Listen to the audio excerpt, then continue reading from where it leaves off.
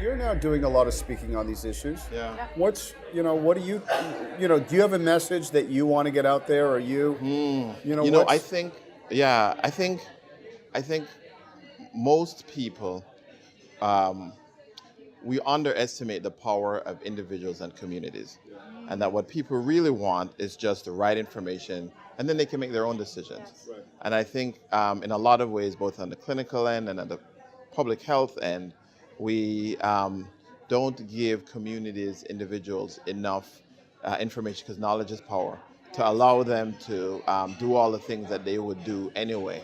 And so I think my thinking is just that, the more we can empower communities and individuals, the more that they'll take healthcare to the next level.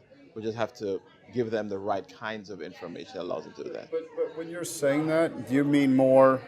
I mean, it's not that they can make the medical decision, but you're saying in terms of leading a healthy life or doing That's things exactly like that? right. That's exactly right. Because, Eric, we've talked about this. I think that the time you spend in a doctor's office is 1 hour out of the year. You have all those other 6,200 or whatever amount of hours it is. And so you can do all of the healthy things that you would do, as long as you have the infrastructure around you and you have the knowledge base to make those decisions.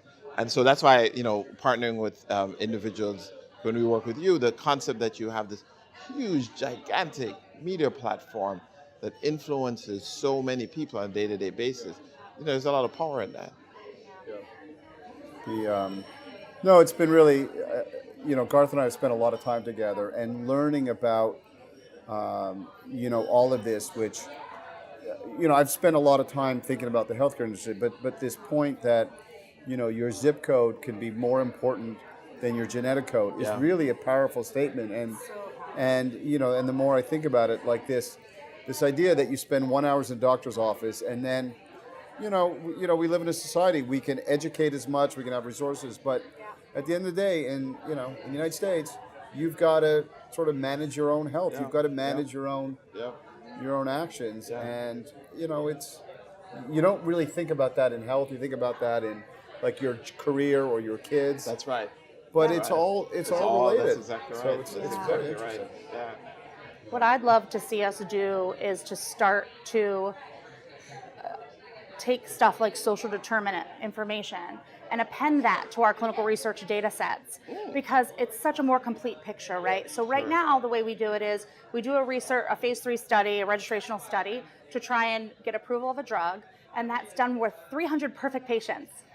And then we go out there and we put the drug out into the real world, and for whole cohorts of people, it's not even going to work. That's true. And the reason that gets addressed, the reason we do real world evidence studies right now, it's an economic thing. Because a payer needs to be able to pay for that drug, and they want proof that it works. But what if we could take things like social determinants, signals from the real world that we're seeing about patients while we're doing that phase 3, and know that, wow, coming out of that phase 3 study, if you grew up like me, poor in Texas with an outhouse, and you have MS, you're going to experience headaches more frequently, and so this drug may not be a fit for you. Could we start to bring these things in earlier to inform it, so that we're actually doing research in the real world? And social determinants is such an important part of that. That's such an important part. It's really interesting. That is powerful. Because, in the research we've done, what worries me, it's the basic inequities. So we know that communities, if you're in a certain community, your life expectancy is much less than another community. And what keeps on coming back to me is related to what you said, that what if this starts to impact doctors' thinking? And so doctors say, you know what? Why try to solve or take care of this patient in this neighborhood or this community, because they're not likely to live a long life anyways, whereas we can have an impact on this person who can live 20 more years. Wow. And if that thinking comes into play, it just, I look at health, it's like an individual human right. You should have access to this health. Absolutely. And I know it's a lot more complicated, but that sort of thinking just bothers me. So if, and I'm not saying that doctors are doing that, but, Right. Like I've got no, but over time, if it's much harder, people always try and do the easiest thing. And that's why I think that sort of thinking is really interesting.